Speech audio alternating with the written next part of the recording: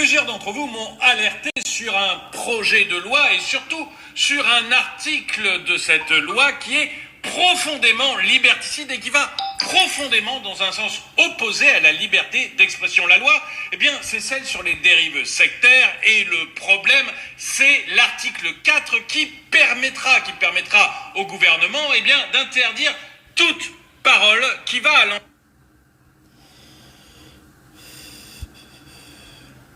Plusieurs d'entre vous m'ont alerté sur un projet de loi et surtout sur un article. Leur avis. Et c'est là, moi, que je trouve qu'il y a un véritable danger. Cette décision a engendré une division manifeste, surtout au sein de des oppositions politiques, et a suscité des réactions passionnées, notamment de la part du monde médical et de certains acteurs politiques. Les oppositions, l'article 4 a finalement été adopté. C'est ce que je voulais vous dire. Retiré d'abord à l'Assemblée nationale, il a été retiré au Sénat, et puis finalement, dans la troisième version, il a été voté, quoi. Mais c'est extrêmement limite, vous allez voir. Cette mesure proposait des sanctions sévères contre la provocation à l'abstention ou à l'abandon de soins. Donc, ce qui avait soulevé des préoccupations quant à la définition vague de cette infraction et son impact potentiel sur la liberté d'expression et les débats scientifiques. Parce que, en tant que tel, des sanctions contre la provocation à l'abstention ou à l'abandon de soins, c'est la même chose. Vous savez que Steve Jobs, par exemple, je reprends le mythique patron d'Apple, lui, il avait eu un cancer de la prostate, pas de la prostate, pardon. C'est un cancer, excusez-moi, j'ai oublié du pancréas, voilà, un cancer du pancréas. En principe, c'est fatal. Mais il avait eu la chance d'avoir ce cancer du pancréas à un stade où il n'était pas encore fatal. Et donc, on pouvait le soigner. Ça demandait une prise en charge importante, mais on pouvait le soigner. Et Steve Jobs, sur les conseils de gens un peu farfelus, a décidé de ne pas se soigner. Et en fait, le soin que lui ont conseillé des naturopathes, c'était de manger des pommes. Et donc, il s'est soigné, entre guillemets, en ne mangeant que des pommes. Jusqu'au moment où il s'est aperçu que ça ne marchait pas. Et il est retourné voir le corps médical, a dit, bon, bah écoutez, tant pis, les pommes, ça ne marche pas. Faites-moi de la chirurgie, faites-moi de la chimio, faites-moi les trucs nécessaires, je laisse tomber les pommes. Et on lui a dit, non, c'est trop tard, terminé. Et effectivement, parce qu'il ne s'est pas soigné dans les premiers mois sur les conseils de gens farfelus, de charlatans, on peut le dire, eh bien, il en est mort. Pourtant, c'est une très grosse fortune. Donc, s'il y avait eu quelque chose à faire, il aurait pu le payer sans aucun problème. Vous voyez, ce n'était pas un problème de moyens, ce n'était pas un problème il avait accès aux meilleurs hôpitaux du monde et avait les moyens pour payer n'importe quel hôpital, n'importe quel champion. Donc, ce n'était pas ça le problème. Le problème, c'est qu'à cause de charlatans, on s'y est pris trop tard. Donc, dans l'idée générale, provocation à l'abstention de soins, ce qui était le cas de Steve Jobs, eh bien là, oui, on peut être que pour. Vous voyez, les charlatans qui vont vous dire pour soigner votre cancer du pancréas, pour soigner votre sclérose en plaques, pour soigner je ne sais quelle maladie extrêmement grave, ne faites pas confiance à la médecine traditionnelle et allez manger des pommes, faites de l'acupuncture ou buvez de l'eau minérale qu'on va énergiser. Hein. J'ai vu moi des mails que vous recevez, vous savez, de charlatans basés généralement en Afrique, qui vous vendent une herbe sainte qui va vous guérir du cancer. Oui, là, il faut être extrêmement sévère avec ces gens-là. Il n'y a aucun doute là-dessus. Là-dessus, il n'y a aucune ambiguïté pour moi, parce qu'ils tuent des gens en faisant ça. Mais, et c'est là que je veux en venir, mais sur des problèmes comme on les a connus, je dis le minimum de mots pour éviter de me faire striker par YouTube, mais vous savez que au moment de la pandémie de 2020, encore une fois je dis le minimum de mots pour ne pas être striké, mais il y a eu des voix dissonantes. il y a eu le professeur Raoult. On pense qu'on veut du professeur Raoult. Encore une fois, on pense ce qu'on veut du professeur Raoult. Mais il y a eu le professeur Raoult, il y a eu Montagnier, il y a eu... même chose, on pense ce qu'on veut de Montagnier. Je suis loin d'être d'accord avec Montagnier sur absolument tout. Vous voyez, quand il parle de la mémoire de l'eau, pour moi, c'est du bullshit, ces trucs-là. Hein. Donc on pense ce qu'on veut de ces gens-là. Il y a eu d'autres épidémiologistes, d'autres gens de très haut niveau qui ont parlé d'autres soins possibles, d'autres médicaments possibles. Il y a eu plein d'alertes qui ont été faites, par exemple, sur le vaccin qu'on a eu après. Il y a eu beaucoup d'alertes, j'en ai beaucoup parlé sur ma chaîne principale. Des alertes au début, on nous disait, par exemple au début, quand on a lancé le vaccin, on nous a dit « Non mais vous êtes protégés à 95%. » Voilà. Et la contamination est nulle. Donc, vous protégez, vous, à 95%, et puis il n'y a pas de contamination. Puis après, la parole officielle, ça a été 80%, puis 70%, puis finalement, ça ne vous protège pas, sauf si vous faites une forme grave et que vous êtes quelqu'un qui est vraiment en danger, type personne âgée, type obésité morbide, etc.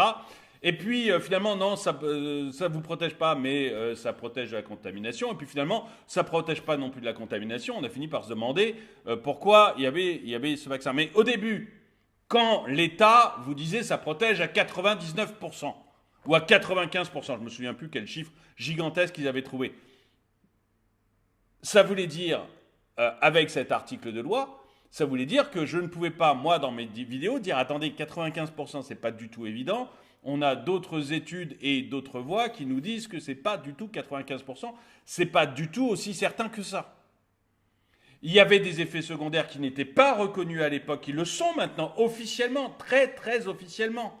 Hein, je parle d'effets secondaires notamment sur les règles, notamment pour les jeunes, pour les myocardites, etc., qui sont maintenant totalement reconnus, totalement dit même par les agences très officielles de l'État français. Mais à l'époque, c'était pas reconnu, c'était pas dit. Donc moi, quand j'avais alerté là-dessus, en me basant sur des chiffres parfaitement officiels, sur des études parfaitement officielles menées dans d'autres pays, j'aurais été arrêté ou j'aurais eu des amendes très sévères à payer pour avoir dit ce genre de choses. Alors qu'aujourd'hui, c'est parfaitement reconnu. Donc, si vous voulez, avec cet article de loi, en fait, parce qu'il est vague, parce que, comme d'habitude, on le présente avec des bonnes intentions, comme tout ce que fait le gouvernement, comme tout ce que fait Olivier Véran, on le présente avec de bonnes intentions, c'est pour éviter que des fous furieux empêchent Steve Jobs de se soigner et que finalement il soit condamné et qu'il meure quelques mois plus tard parce il ne s'est pas soigné au début parce qu'il est tombé sous l'emprise de charlatans. Donc ça, c'est louable, mais comme l'article est relativement flou, eh bien, ça permet derrière d'attaquer des gens comme le professeur Raoult ou même comme moi, qui disent attendez, le vaccin, c'est pas si sûr que ça, la parole officielle, elle n'est pas aussi nette, aussi réelle que ça. Attendez, il y a des études contradictoires, il y a des chiffres contradictoires, attendez d'avoir un peu de recul. Ça serait plus possible. Et c'est d'ailleurs pour ça que Véran est à fond sur cet article de loi. C'est pour ça aussi que le gouvernement, à mon avis, vous pouvez me dire le contraire dans les commentaires, mais c'est pour ça aussi que le gouvernement a tout fait pour passer cet article de loi. En vous parlant, je regarde la lumière là qui est derrière moi et je m'aperçois que le livre juste derrière la lumière, vous voyez, c'est la biographie de Steve Jobs. Mais voilà, c'est juste parce que je parlais de Steve Jobs, ça m'est venu à l'esprit.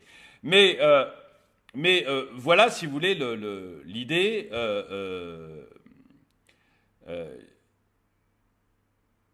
Excusez-moi, ça m'a perturbé cette histoire de Steve Jobs. Lisez cette biographie, elle est très très bien. Elle est vraiment très très bien de Steve Jobs.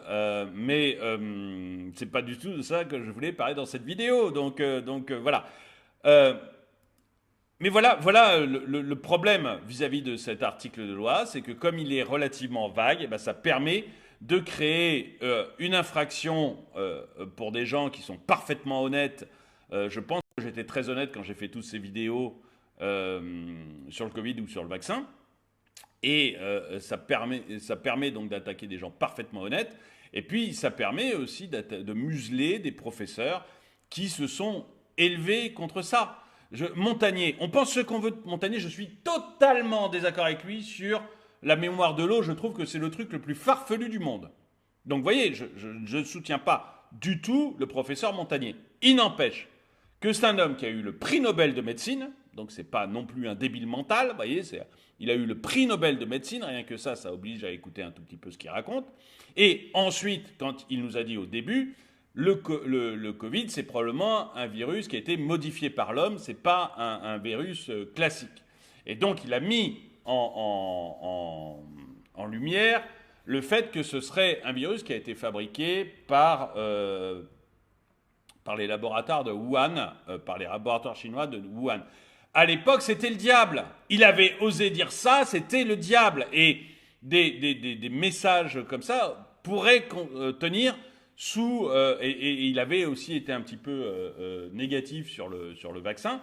Mais vous voyez, à l'époque, on a tout fait pour museler Montagnier là-dessus. Il n'empêche qu'on a découvert depuis, d'une part, que ce qu'il disait sur le vaccin n'était pas forcément faux, puisqu'il y a eu des études qui l'ont prouvé, et puis surtout, que ce qu'il disait sur le virus, le fait que ce soit une fabrication humaine et probablement fait à Wuhan, était parfaitement vrai, même si à l'époque, c'était le diable de le dire.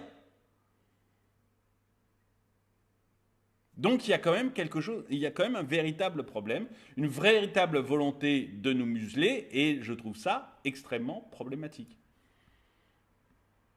Les partisans de sa suppression, issus principalement des rangs de la droite parlementaire et de certains groupes d'opposition, ont fait valoir des arguments variés.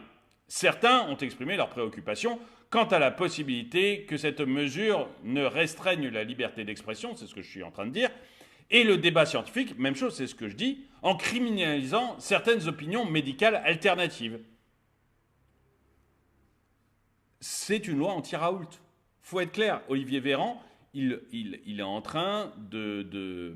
Je parle de lui parce qu'il a beaucoup pris la parole sur cette loi. Olivier Véran, il prend sa revanche sur Didier Raoult. Il n'empêche que, encore une fois, si vous écoutez ce qu'a dit le gouvernement sur les soins contre le Covid et sur le vaccin, vous apercevez qu'une vérité, quelque chose qui vous annonce comme réel au mois de mai, devient faux au mois de juin. Et que quand on vous annonce en juillet que le vaccin protège à 95%, vous savez que 2 mois après, ça sera plus 95, ça sera 70. Et puis que 2 mois encore après, ça sera plus... c'est uniquement contre les formes graves. Et puis que les effets indésirables que certains montrent en juillet-août, eh bien, on vous dit que c'est totalement faux, et puis 4 mois après, le gouvernement dit oui, c'est un petit peu vrai. Et puis maintenant, l'AMS nous dit oui, c'est totalement vrai. Donc vous voyez, oui, je suis désolé, c'est la volonté, c'est vraiment de criminaliser certaines opinions médicales alternatives. D'autres ont souligné des implications potentielles sur les libertés individuelles et le droit du patient à choisir leur traitement. Et là aussi, c'est vrai qu'il y a un droit des patients à choisir leur traitement. Oui, il y a un droit des patients à choisir leur traitement. Je repensais, vous voyez, en vous disant ça, je repensais à Steve Jobs et ses pommes et au charlatanisme qui tue des gens. Mais qui tue des gens. Hein. Dans le cas de Steve Jobs, c'est clair, c'est des charlatans qui l'ont tué. Moi, j'ai des cas proches de moi où des soi-disant voyants ont dit à une personne que je connaissais très bien à l'époque, arrête ton traitement contre le cancer, Dieu me dit que tu es guéri, quoi.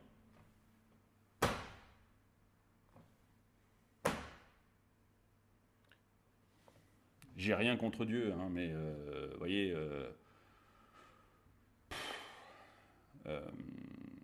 il y a des dérives. Alors, mais malgré tout, ces gens ont le droit de choisir leur traitement. Et si Steve Jobs avait le droit de choisir son traitement, et c'est la liberté individuelle, et il en est mort, et c'est très triste, mais c'est comme ça. Maintenant, après, il faut voir si le charlatan qui lui a vendu ça est un charlatan qui en tire un bénéfice, qui en tire un profit, ou juste un fou furieux.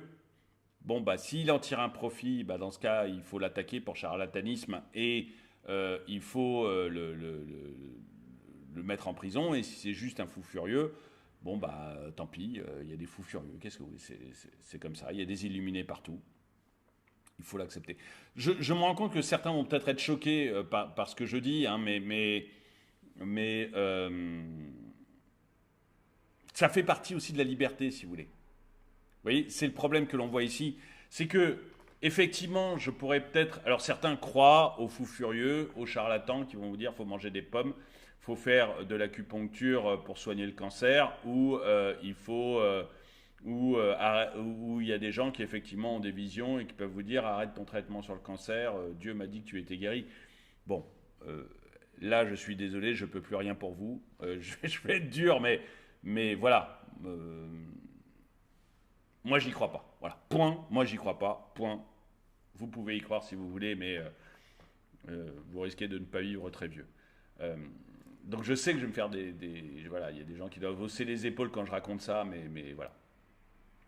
Et puis il y en a d'autres qui doivent se dire non mais ces gens-là, il faut les arrêter, il faut les mettre en tôle parce que ils déforment la loi. Oui, mais jusqu'à quel point? Vous voyez, là c'est deux choses différentes, c'est-à-dire que oui, sœur Marie Machin, qui est je ne sais où, qui dit à une personne que je connais arrête ton traitement sur le cancer parce que Dieu te dit que tu es guéri. Euh, Ouais, globalement, effectivement, cette personne, elle n'y gagne rien. Hein, elle touchait pas d'argent pour ses, presque, pour ses visions, mais elle est dangereuse. Elle est objectivement dangereuse. Mais à quel moment ça s'arrête?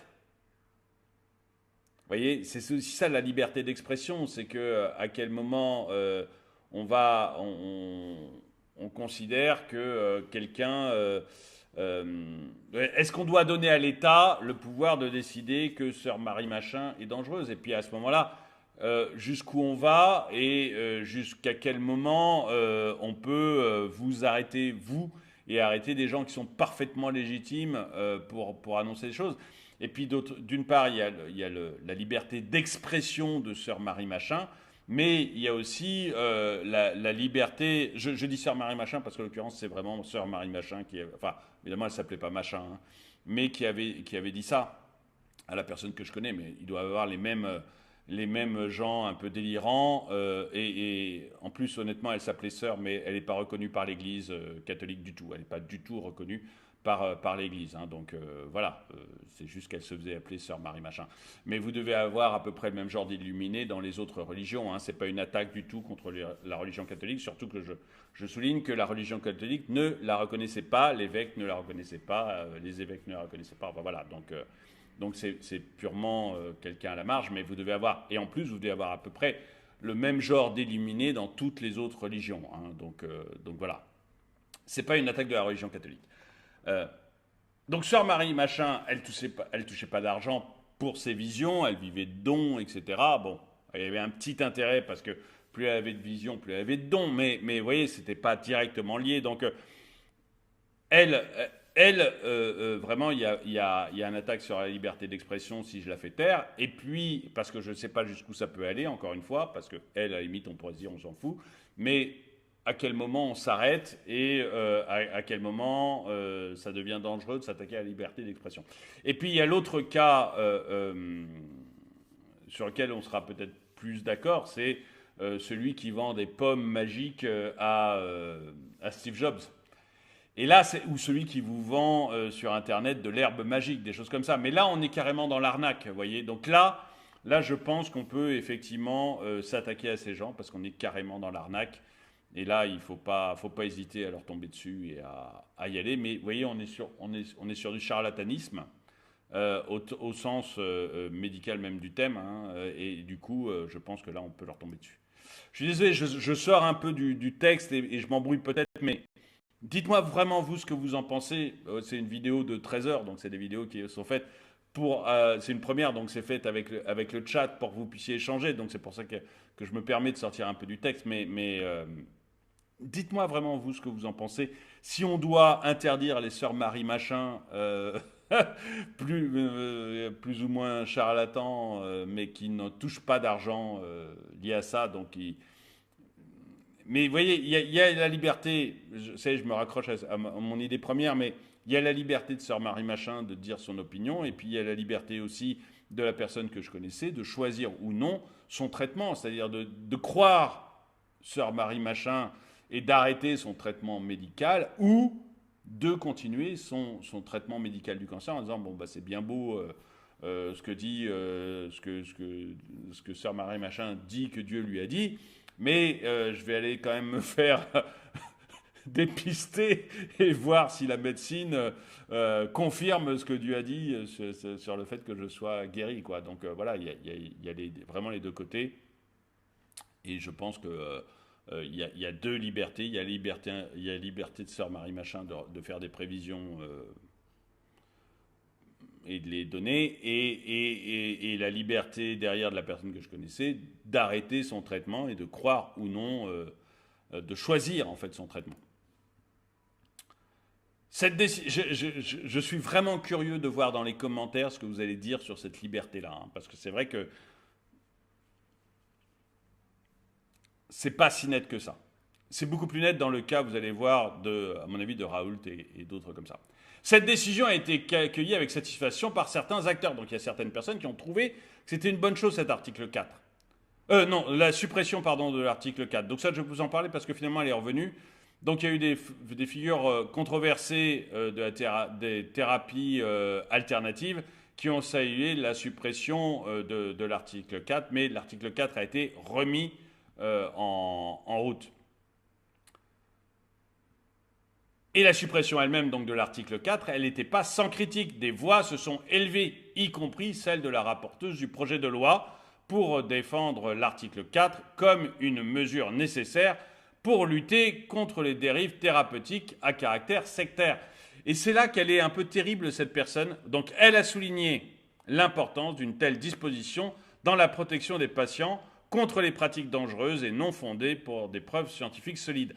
Et alors, vous allez voir cette rapporteuse, parce que je me suis un peu élevé, donc cette personne qui défend l'article 4. Donc l'article 4, c'est l'article anti-Raoult. Si vous avez choisi, si vous votez l'article 4, donc qui a été voté, mais le professeur Raoult n'aurait pas pu proposer ces thérapies alternatives, entre guillemets, alternatives par rapport à la doxa, contre le Covid-19.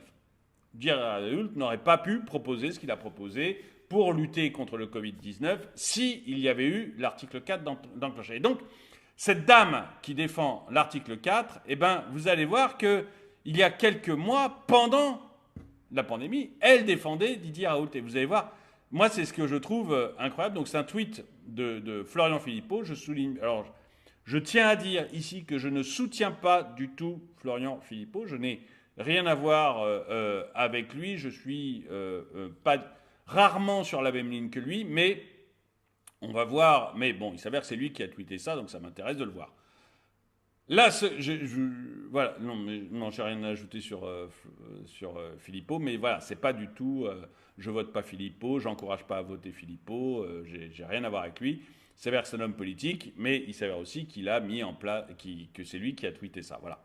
La secrétaire d'État qui a porté l'odieux article 4, donc cette dame qui soutient l'article 4 aujourd'hui, de censure des opinions contraires à Big Pharma, et je suis d'accord avec lui là-dessus, un amendement anti-Raoult étant pourtant heureuse en 2020 d'avoir été soignée par le professeur Raoult. Donc cette dame qui est maintenant contre le professeur Raoult et qui soutient l'article 4 qui va contre l'article de professeur Raoult, eh ben, on va écouter ce qu'elle disait. Ah, excusez-moi, j'ai fait une fausse manip, du coup je ne vois plus rien. Voilà, on va écouter ce qu'elle disait sur le professeur Raoult il y a encore quelques mois. Vous allez voir votre médecin pour une grippe, vous n'allez pas polémiquer avec lui sur le traitement. Sauf que là, on parlait du coronavirus. Moi, ce que j'ai vu, en tout cas techniquement, sur les analyses sanguines, avant la première prise, une charge virale très importante. Au bout de 2 jours de prise, une charge virale qui baisse. Donc moi, je regarde les choses de manière factuelle. Je ne suis pas là, et je l'avais dit au tout début, lors des premières interviews, je ne suis pas là pour dire ce traitement marche, un tel n'est pas bien, un tel est formidable. Ce qui est merveilleux, c'est que maintenant, elle le dit, c'est-à-dire qu'elle soutient un article de loi qui va exactement contre ça. C'est-à-dire que maintenant, l'État, elle, vont pouvoir dire, tel traitement ça marche, tel traitement ça marche pas. Vous voyez, c'est incroyable. Elle va exactement à l'encontre de ce qu'elle disait il y a encore quelques mois. Je dis juste que sur la méthode, le professeur Raoult ne s'est pas trompé. Moi, j'ai des amis en Corée qui ont appliqué cette méthode. C'est-à-dire la Corée, vous voyez bien ce qui se passe. Et j'en parle notamment avec mon amie Brigitte, c'est de dire, en tout cas, sur la méthode, techniquement, il ne s'est pas trompé. Mais même, allez voir votre médecin. Donc, en tout cas, sur la méthode, il ne s'est pas trompé. Et vous voyez que ça va exactement à l'inverse du projet de loi qu'elle soutient. Et on va regarder la suite du tweet de Philippot. Elle ajoutait même « Je racontais à Brigitte Macron que ça avait été formidable. Et même, on a été formidablement pris en charge par les services de Didier Raoult. » Donc on voit que cette personne va dire maintenant l'exact opposé de ce qu'elle disait à l'époque. Et je vais être honnête, ces gens m'inquiètent. On voit vraiment qu'il n'y a aucune colonne vertébrale dans notre gouvernement. C'est incroyable. Vous ne pouvez pas avoir des gens qui, le lundi, vous disent « C'est merveilleux, le traitement alternatif que m'a proposé le professeur Raoult marche et j'en ai parlé à Brigitte Macron » et qui, le mardi, viennent nous dire « Non mais il faut une loi pour interdire les paroles dissonantes ». Et ça, on le voit dans tout avec ce gouvernement, mais tout. Je vous rappelle que tous, absolument tous, Gabriel Attal, Emmanuel Macron, Elisabeth Borne, Agnès Pannier-Runacher, tous étaient vent debout contre le nucléaire en 2019 et totalement en faveur du domaine nucléaire en 2021. Tous étaient à fond sur le DPE il y a encore 2 mois. Et maintenant, ils essayent tous de le contourner. Ces gens sont dingos, en fait. Ils sont dingos. Ils n'ont pas de colonne vertébrale. Et je trouve ça, mais particulièrement intéressant, non, effrayant. Parce que ils nous disent après, vous voyez, les mêmes, cette dame, je vais remettre le truc, mais cette dame qui soutient l'article 4, que dit l'article 4 en fait? L'article 4, il nous dit « Le gouvernement a raison ». Et si quelqu'un se lève contre le gouvernement, contre la parole officielle, alors il peut être sanctionné. Quand il se lève contre la parole officielle pour des raisons médicales, alors il peut être sanctionné. Mais si le gouvernement a toujours raison, s'il va toujours dans la bonne direction au point de vue médical, pourquoi ce n'est pas le cas dans tous les autres domaines, puisqu'il se trompe tout le temps surtout.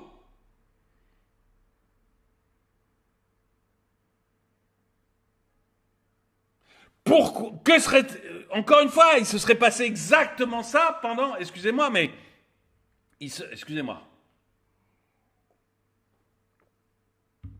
je m'énerve un peu, mais il y a eu quand même des erreurs monstrueuse du gouvernement tout le temps de la pandémie.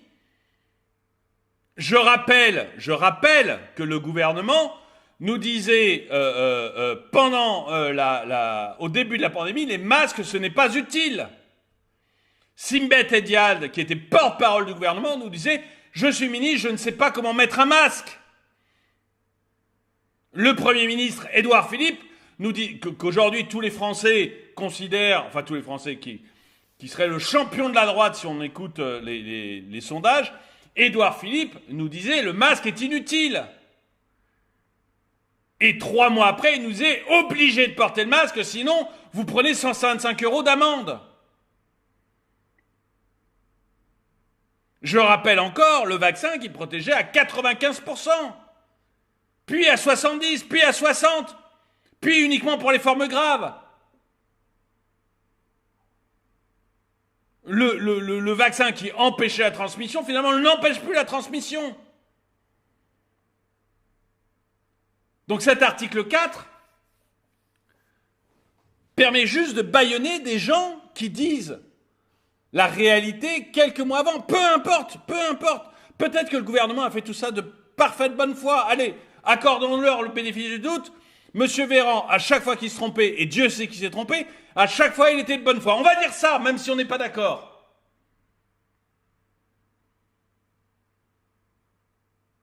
Mais ça veut dire qu'il se trompait. Hein, soit il mentait, soit il se trompait. Et donc, en vertu de l'article 4, on ne pourrait plus dire que monsieur... enfin, des choses qui deviennent la réalité 3 mois plus tard. Comment peut-on dire que le gouvernement a forcément raison si soit il se trompait, soit il mentait? Mais alors, bon, peut-être que je m'emballe trop, dites-le-moi dans les commentaires, mais je trouve ça très, très gênant d'avoir une vérité officielle sur laquelle on ne peut pas revenir, d'autant que l'on voit très bien que le gouvernement peut totalement se tromper. Qu'il n'y a pas de vérité officielle, ni en médecine, ni dans autre chose. Donc, cette dame qui glorifie le professeur Raoult et son traitement dans l'extrait de BFM que je viens de vous passer, cette dame, maintenant, défend l'article 4 comme une mesure nécessaire pour lutter contre les dérives thérapeutiques à caractère sectaire.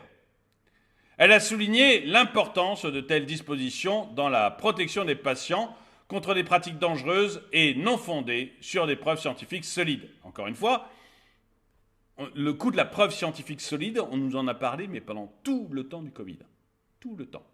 Et la preuve, elle changeait tous les 3 mois.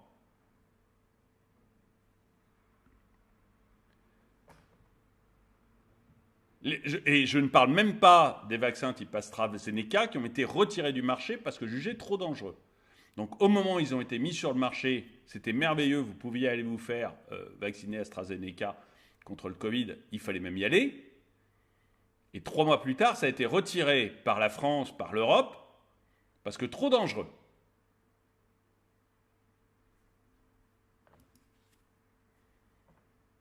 Les avis divergents sur cette question reflètent des préoccupations profondes concernant la balance délicate entre protection du public et préservation des libertés individuelles. Je suis parfaitement d'accord. Le Conseil d'État, dans un avis antérieur, avait déjà exprimé des réserves quant à l'impact potentiel de cette loi sur la liberté d'expression et le débat scientifique. Il est essentiel de trouver un équilibre entre la nécessité de réguler des pratiques médicales risquées, les pommes de Steve Jobs, et le respect des droits fondamentaux des individus. J'ai le droit de choisir si oui ou non je vais me faire vacciner, si oui ou non je vais suivre le traitement du professeur Raoult. J'ai le droit de faire ce choix. Même si je me trompe, même si je suis un imbécile, j'ai le droit de faire ce choix. En fin de compte, cette controverse souligne les défis persistants auxquels est confrontée la législation en matière de santé et de bien-être. J'irais même, et voyez par contre, il y a une limite à ce droit. Hein.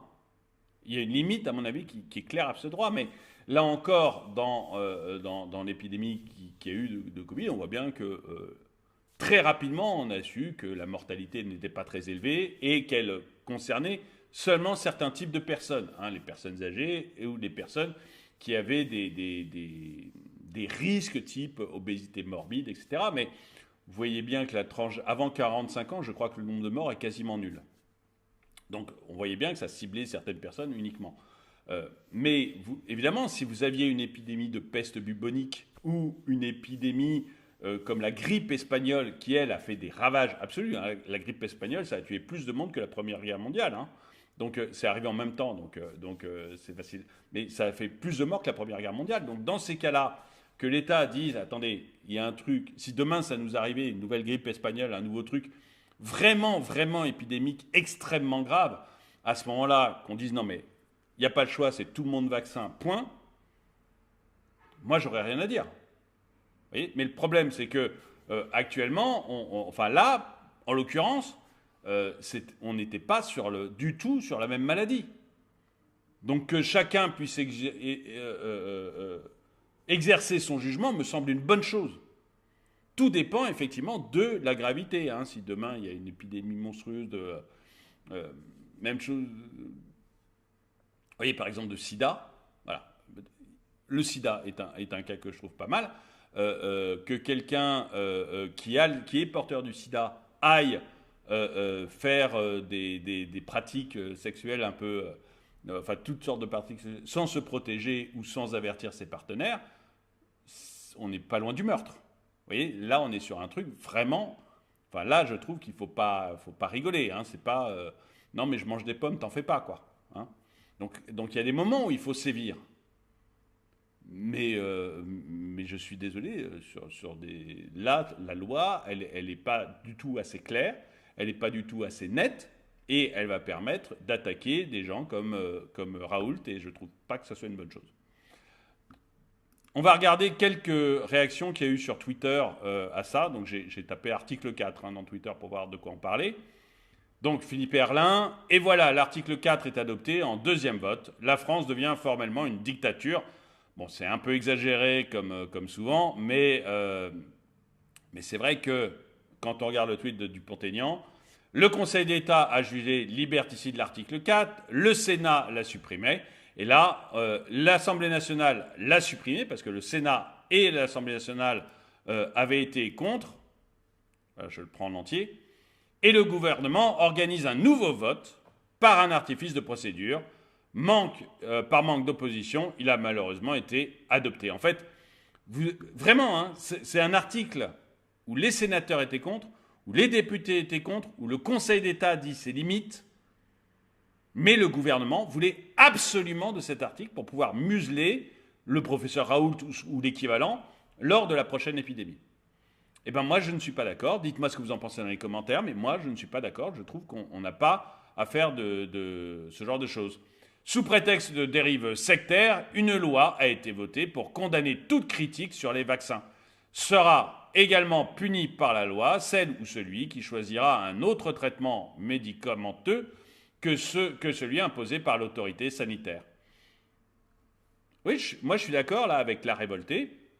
Je ne connais pas, mais je suis parfaitement d'accord. Il y a vraiment un véritable problème et on voit que c'est passé de manière très très limite par le gouvernement.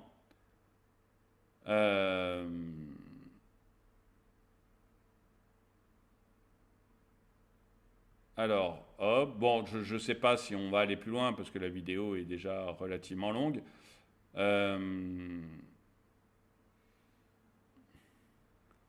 J'ai tapé Véran, mensonge et clown sur Google. Il y a plus de réponses que pour Sarkozy et Big Malion. On va écouter 2 secondes. Je ne sais pas ce que ça donne. Je ne l'ai pas écouté. Hein, donc, S'il y a une ou... Venir, j'ai cherché sur Google. J'ai tapé, par exemple, Gourou et Raoult. Et j'ai trouvé plus de réponses qu'en tapant Science et Le Pen.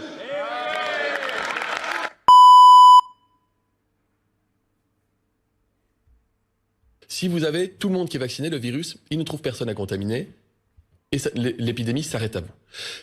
Ça, on a vu que c'était pas vrai. Hein. Ça, on a vu que c'était absolument pas vrai. Ça fait partie, voilà, c'est 13 juillet 2021 et on voit que ça a été totalement démenti. C'est-à-dire que ça a été totalement démenti par la science. Donc on voyait que la parole de l'État peut changer en quelques mois. S'il y a 1 ou 2 personnes qui ne sont pas contaminées dans les 30, ça suffit pour que le virus puisse passer chez ces personnes-là, qui ensuite vont rentrer chez elles et contaminer d'autres personnes.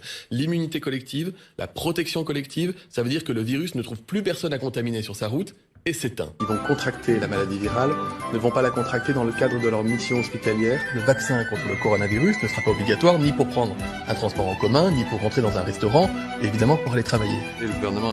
On voit que tout ça a été... Vous voyez, après, ils l'ont rendu obligatoire. Donc vous voyez que...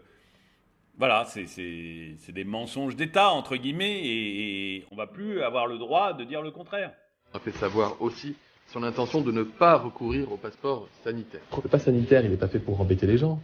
L'idée, c'est pas de fliquer les gens, c'est pas de les empêcher, c'est pas de les trier. Je suis contre ça, je suis contre le transhumanisme, je suis contre le pass sanitaire dans le resto. Je suis contre le pass sanitaire pour ramener ces gamins à l'école. Non, on n'est pas en train d'installer un système... Je vais m'arrêter là parce que je pense que cette musique, en fait, va m'obliger de supprimer ce passage sur YouTube. Je pense qu'il va y avoir des droits sur la musique et du coup, on va m'obliger de couper le passage. Du coup, voilà, je préfère m'arrêter là. Le tweet, je le mettrai dans la description, comme ça vous pourrez aller voir vous-même ce tweet et la série des grandes réussites de notre ami Olivier Véran. Bon, en tout cas, Vous, dites-moi ce que vous pensez de tout ça dans les commentaires. Est-ce que vous trouvez aussi qu'on est sur... Notre Premier ministre, Gabriel Attal, a insisté sur le fait qu'il fallait essayer que les fonctionnaires fassent la semaine en 4 jours. Oui, il a demandé à l'ensemble du gouvernement de proposer la semaine en 4 jours aux fonctionnaires. Seulement voilà, il y a des endroits où on aimerait. Le Premier ministre, Gabriel Attal, nous avait dit « l'État doit montrer l'exemple ». Gabriel Attal demande de tester la semaine en 4 jours aux administrations. Et moi, j'avais tweeté à ce moment-là, les fonctionnaires n'accepteront jamais de travailler autant. Bon, c'était un trait d'humour. Mais j'ai vu sur Twitter, et après dans des articles de journaux, on va pouvoir voir ça, le cas, mais surréaliste, des Bouches-du-Rhône. Les Bouches-du-Rhône, c'est un département. Et dans ce département, il y a plusieurs milliers de fonctionnaires. Eh bien, et en plus, le département est hyper endetté, a augmenté sa dette, enfin, il n'a pas arrêté de recruter, il recrute toujours plus. Donc, il y a, il me semble, 3900 fonctionnaires, il y a 7900 fonctionnaires dans les Bouches-du-Rhône. 7900 fonctionnaires équivalents temps plein dans les Bouches-du-Rhône. À votre avis, combien travaillent réellement, font réellement le temps plein qu'ils sont censés faire? 11. Il y a 11 fonctionnaires sur 7891. Il y a 11 fonctionnaires qui font réellement leur temps plein dans les Bouches-du-Rhône, un département qui s'endette toujours plus, qui recrute toujours plus de monde, et c'est pas moi qui le dis, c'est la Chambre régionale des comptes. On va regarder ça ensemble, c'est du délire. Si vous vous demandez où passe votre fric, ça passe là-dedans, à payer des gens qui bossent pas, qui ont déjà, pour la plupart, à mon avis, des bullshit jobs, c'est-à-dire des jobs où s'ils disparaissaient, on s'en apercevrait même pas. Mais en plus, ils ne bossent pas, c'est du délire. Regardez. La gestion financière du département des Bouches-du-Rhône fait l'objet de vives critiques, révélées par un récent rapport de la Chambre régionale des comptes. Vous voyez, c'est pas moi. C'est la Chambre régionale des comptes. Ceux qui sont censés faire les comptes publics. Malgré un budget de 2,3 milliards d'euros en 2020 et une situation financière globalement saine, certaines pratiques au sein de la collectivité suscitent des interrogations. 2,3 milliards d'euros. 2,3 milliards d'euros d'impôts qu'on vient prendre dans vos popoches. Là, c'est le département des Bouches-du-Rhône, mais le vôtre. Le vôtre. Demandez-vous si ce n'est pas exactement la même chose. De l'argent que vous gagnez en allant bosser, certains d'entre vous sont caissiers, certains d'entre vous sont manutentionnaires, certains d'entre vous sont éboueurs, ils bossent comme des chiens. Et on leur pique du fric à chaque fois qu'on peut. Pour entretenir un système qui ne marche pas, qui est devenu complètement dingue. 2,3 milliards d'euros. L'examen détaillé du rapport met en lumière les largesses accordées en matière de congés aux agents, engageant une perte substantielle pour les finances publiques et une dette multipliée par 3,8 pendant la période étudiée. Une dette multipliée par 3,8. Non seulement ils vous piquent dans vos poches 2,3 milliards, mais en plus ils ont une dette qui multiplie par 3,8, qui vont faire des impôts plus tard, d'autres sous-sous que vous allez devoir payer.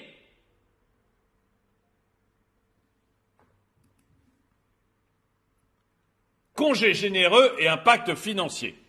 L'un des points de préoccupation majeurs soulevés par la Chambre régionale des comptes concerne les congés accordés aux agents du département. Sur les 7891 équivalents temps plein travaillés en 2020, seuls 11 agents respectent la durée légale de travail de 35 heures par semaine. 11. Il y a 11 braves. Je dis 11 braves parce qu'à mon avis, si je faisais partie de ces 11-là, en lisant le rapport, Mais je me dirais, mais qu'est-ce que je suis con? Mais qu'est-ce que je suis dingue? On est 7895 équivalents temps plein, et il n'y a que 11 gars, que 10 autres gars en plus de moi, qui bossent réellement à temps plein. Mais je suis dingue. Mais il faut que je lève le pied. Mais je vais faire comme les autres. Comme les 7880 autres. Je vais vivre au crochet de la société, parce que c'est ça. Ces gens-là vivent à vos crochets, ils ne produisent rien. Ils se nourrissent uniquement de vos impôts. Ah voilà! On les vire.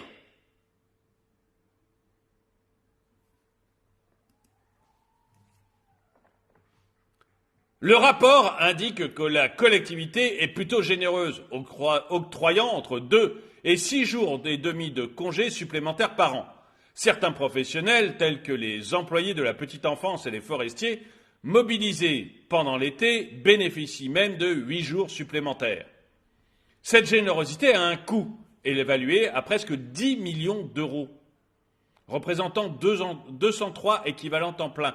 10 millions d'euros, 203 personnes de moins, 10 millions d'euros d'impôts en moins, qui pourraient rester dans vos poches, 203 personnes en moins qu'on ne serait pas obligé qu'on n'embaucherait pas comme fonctionnaire, et qui auraient une réelle utilité dans le monde réel. Parce qu'encore une fois, la plupart, c'est des bullshit jobs. C'est du tableau Excel qu'on remplit pour les politiques. Je suis pas tendre avec les fonctionnaires, mais mes parents étaient fonctionnaires, donc j'ai le droit de pas être tendre avec eux. S'ils étaient tous infirmières ou médecins, policiers, s'ils étaient tous professeurs devant des élèves, je précise devant des élèves, pas professeurs détachés de je sais pas quoi, ou professeurs à l'inspection de je sais pas quoi.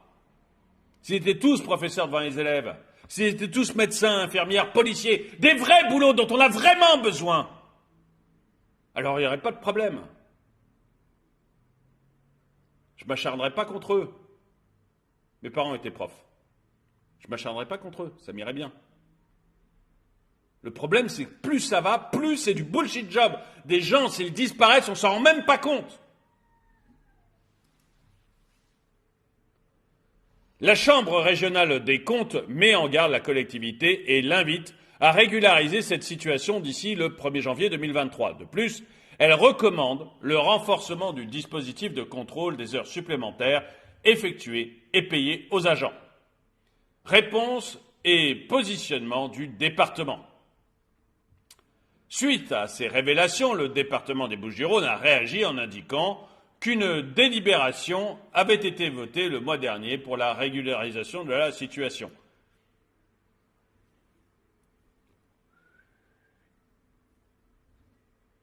Dites-moi ce que vous en pensez. On s'est fait choper, on s'est fait pincer, on a eu un petit écho nous disant la Chambre elle va sortir un truc, du coup on s'est réunis, on a voté, on va remettre en cause tout ça. Tu parles bullshit! Ça m'énerve parce que c'est de ça que la France crève. C'est de ça que la France grève. Une suradministration qui coûte toujours plus cher. Une suradministration qui surnorme tout, qui fait que les agriculteurs passent plus de temps dans leur bureau qu'auprès de leurs vaches. Une suradministration qui coûte du fric, qu'ils viennent prendre dans vos poches, qui vous empêche de vivre, de vous réaliser.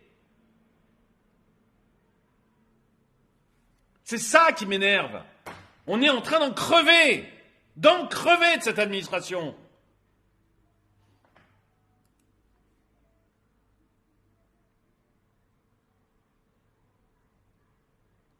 Toutefois, la collectivité maintient son engagement envers les congés supplémentaires, arguant que la pénibilité du travail doit être prise en compte.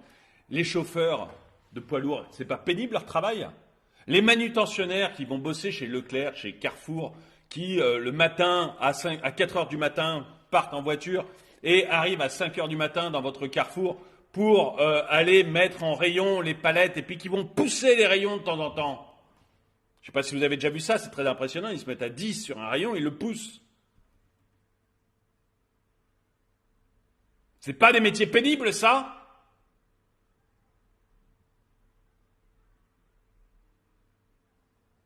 Les boueurs qui se lèvent aussi à 3, 4 heures du matin pour aller ramasser les ordures, c'est pas des métiers pénibles?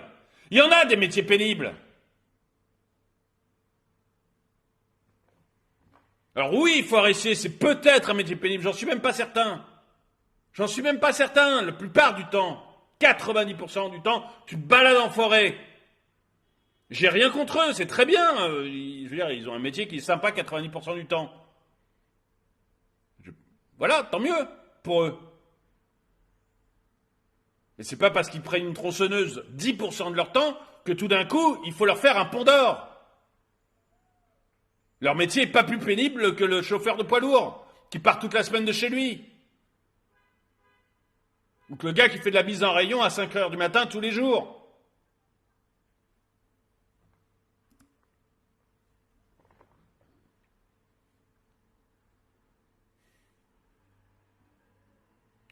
Cette position soulève des interrogations sur la nécessité d'une telle équité dans la gestion des ressources humaines au sein de la collectivité.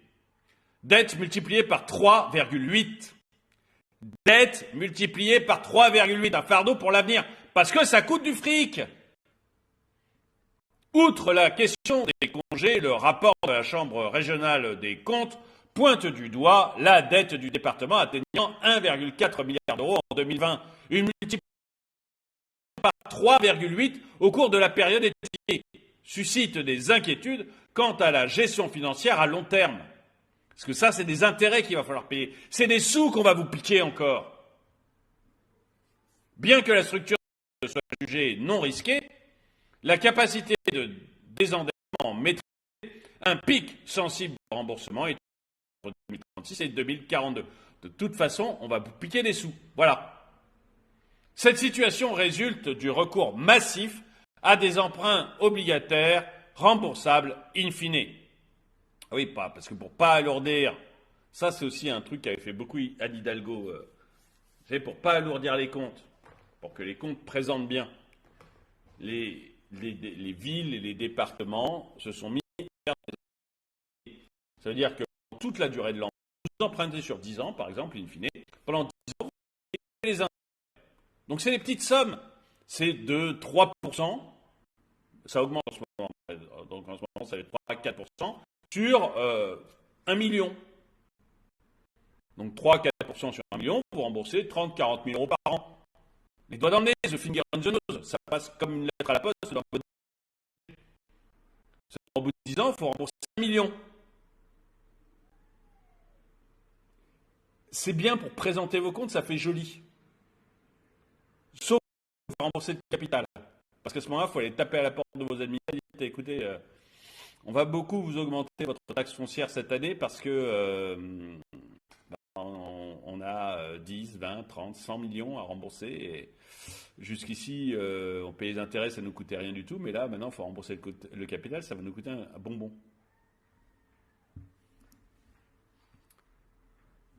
Ça, c'est un bon truc qu'a mis en place Hidalgo à Paris et qui aujourd'hui, malheureusement, comme ça fait longtemps qu'elle est maire, il commence à rembourser le capital des prêts in fine qu'elle a mis en place et ça devient super chaud pour les finances de Paris. Les conséquences de cette gestion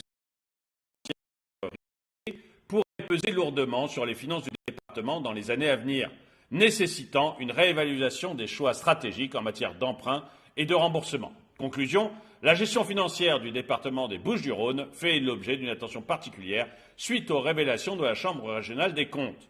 Les largesses accordées en matière de congés aux agents et la dette multipliée par 3,8 soulèvent des questions quant à la transparence et à la responsabilité de la gestion des finances publiques. Il apparaît impératif pour la collectivité de prendre des mesures correctives afin d'assurer une gestion et durable pour le bien-être financier à long terme du département. Et j'aimerais bien savoir, est-ce que vous pensez que votre vie département, c'est les mêmes abus, je pense qu'on ne doit pas être... Je pense que dans votre ville, dans votre département, il y a un nombre de bullshit jobs, un nombre d'avantages donnés aux fonctionnaires qui est incroyable. Je pense qu'il y a souvent une dette qu'on met sur le lit en attendant de devoir rembourser le capital un jour. Et tout ça, ça m'énerve parce que c'est des sous-sous qu'on prend dans votre poche, parce que ces bullshit jobs, même s'ils sont loin de... Vous voyez, 11 équivalents temps plein sur 7891 personnes. 11 personnes qui travaillent à temps plein de leurs 35 heures sur 7891.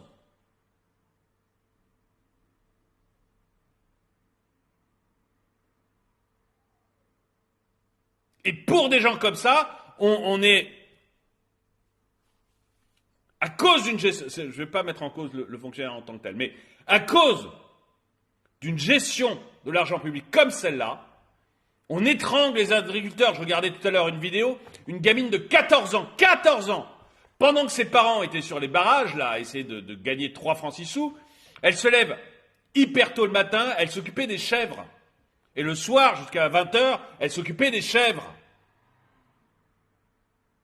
Et quand elle avait fini de traire les chèvres, etc., elle allait en cours. 14 ans. Et le grand-père avait dû revenir pour aider. Ça, c'est une France qui bosse. D'ailleurs, la petite, elle était hyper sympa et elle disait, moi, de toute manière, j'ai l'habitude, je connais, parce que je connais les chèvres, j'ai l'habitude de bosser là-dedans, je le fais régulièrement. 14 ans. Ça, c'est une France qui bosse. Ça, c'est une France qui se lève tôt. Et ça, c'est une France qu'on assassine, à qui on pique autant d'argent qu'on peut, pour une fonction publique pleine de bullshit jobs. Alors certains me diront peut-être, non mais dans les entreprises aussi il y a des bullshit jobs. Peut-être, mais vous n'êtes pas obligé de payer.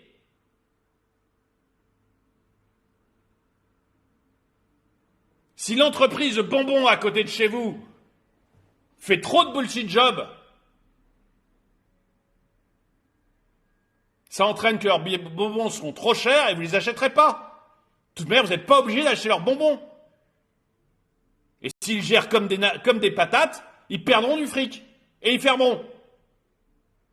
Vous n'êtes pas obligé d'acheter leurs bonbons.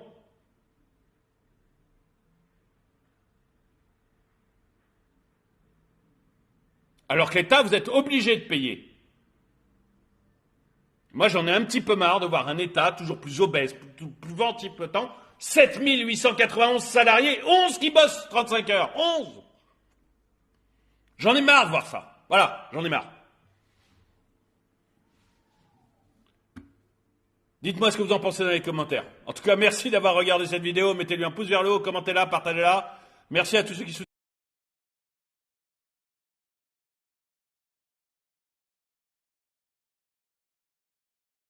Notre Premier ministre, Gabriel Attal, a insisté sur le fait qu'il fallait essayer que les fonctionnaires fassent la semaine en 4 jours. Oui, il a demandé...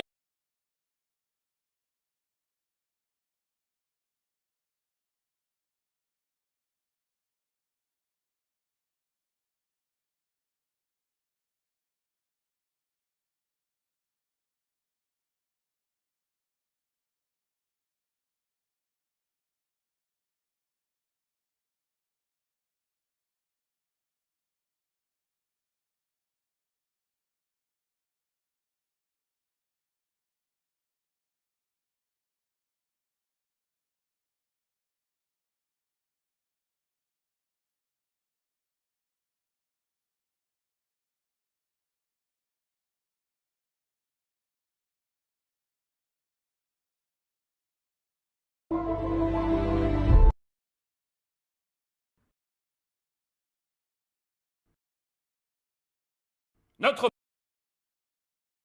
C'est tibétain parce que mes parents ils ont visité le Tibet et donc ils m'ont appelé Tenzi. Ouais, parce que t'as pas une tête de tibétain, toi. A priori. Eh ben, mes cadets, eh ben, mes petits frères, ça commence bien. Et y a quelqu'un? Non, y a personne. Ah bon. Je revendique l'immaturité et l'inexpérience politique. Je blague. Moi, je suis socialiste. L'honnêteté m'oblige à vous dire que je ne suis pas socialiste. Pour ma part, je suis de gauche. Alors à l'époque, j'étais pas de gauche. Oui, enfin bon, alors admettons ce mensonge. Vous n'avez plus rien à voir avec le Parti Socialiste. Mais je ne suis pas au Parti Socialiste. Tu mens, tu mens, tu mens, il ment. Et la vie d'un entrepreneur, elle est bien souvent plus dure que celle d'un salarié. Faut jamais l'oublier. Parce qu'il peut tout perdre, lui. Oui, entrez. Monsieur le directeur? Mon chèque, le chèque. Mon chèque. a su nous parler, leur parler, en conjuguant transparence,